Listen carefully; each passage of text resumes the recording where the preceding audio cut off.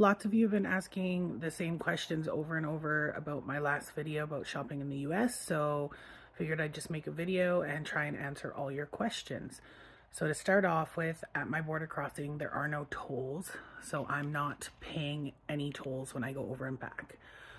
When I get to the US side of the border, I tell them exactly what I'm going down for, whether it's groceries or gas, or if I'm just running down to go for a drive. I tell them exactly what I'm doing. After I've done my shopping, I take my receipts and I add them up to the exact cent. Because if they bring you in for a secondary or search you, any inspection, they're gonna know that you were lying. So I add everything to the exact cent, and that's exactly what I tell them at the border is the price that I have. When I cross the border, they usually ask me what I went down for. This is coming back on the Canadian side. I always tell them I went for groceries, I got gas. They usually ask me if I have alcohol, and I usually do. On our side for the day, they seem to give you an exemption on a 6-pack or less. I've brought in over a 12-pack and I have not had to pay duty on it. So either I'm just lucking out, or it's because they kind of consider us local. When I go down, I gas up every time. It is $120 in Canada to fill my tank from empty. In the States, it's $80 Canadian to fill it. So that makes it worth it right there. There are no exemptions for going over for the day. So you are risking the fact that you might have to pay duty, but I haven't had to yet. I brought back as much as $300 in groceries on a trip. A lot of people are asking about the raw meat and produce. I called my border yesterday.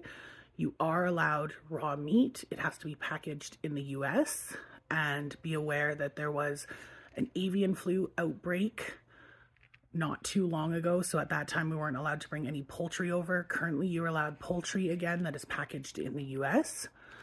Produce, they were a little more vague on. They said they don't like produce coming from Canada back into Canada, but that didn't really make a whole lot of sense. They did say that it needs to be soil free. If you go on the CBSA website, in there it says that you are allowed fresh fruit and produce up to 20 kilograms. It must be free of soil and debris. So that's what I've been doing. I have been randomly searched before and they've gone through my groceries. I had produce. They didn't say anything. I didn't have to pay.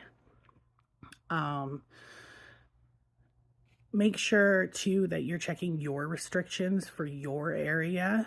It might be different.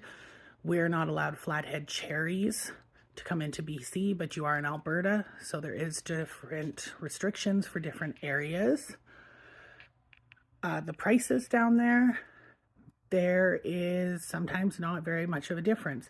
Depends where you are. So I was going 15 minutes over the border. If I drive an hour into the Walmart, there's a huge difference in the prices there. But you just have to know your prices. Meat and dairy down there, the prices are really good. Some people are saying I would never eat the meat or dairy down there. To each their own. Example, other people were saying, like for the Doritos that we had bought for a special event, 2 for $7. I know they're cheaper in Canada. We don't normally buy them, but I was there and the couple dollars extra to grab them while I was there made sense to me. Other people are asking why I'm not going to Walmart or certain grocery stores. The closest Walmart to me is an hour there and an hour back, so 2-hour round trip, plus gas, plus travel time. It's just not worth it. The closest grocery stores in Canada to me are Save On Foods, which I find expensive, and your independent grocer. Both grocery stores are 45 minutes away. They're located in a tourist town, so prices there are even a little more. but by the time I factor in gas, it's just not worth it. So I'm not telling everybody to go over and shop in the US. I'm just saying this is my story. This is what I'm doing. The prices in Canada are insane. It works for me because I'm so close. Even with the dollar exchange, figuring everything out on that last trip, I saved $80 Canadian. Most times I'm saving around that at least. So it makes sense for me. I'm just doing what I have to do for my family. Americans are struggling south of the border as well. Their grocery prices are actually up from what they were 3 years ago. They're cheap to us, but they're expensive to them. So everybody is just struggling and trying to make it. I went down today and I grabbed the US-Canadian border guide. So I'll share with you guys some of the restrictions that were in that. And other than that, go on your CBSA website, check your own restrictions, and good luck out there. Stay safe. So when I crossed the border today, I grabbed a US-Canadian border guide crossing. It's a couple years old, but most of the stuff is still relevant as to what you can bring. So there you've got your dairy, your margarine or butter, eggs, 2 dozen. I believe on the website online, it says that you can bring 5 dozen eggs. When there was an avian flu outbreak, you couldn't bring any poultry across. Here is your fresh fruit and vegetables. On the next page, so like I knew you can't bring flathead cherries into BC. I think that is because we have our own BC cherries. I'm not 100% sure. Here is your meat allowance. So packed in the USA, make sure you're reading the label that it's packed in the USA. And there is your pet food allowance.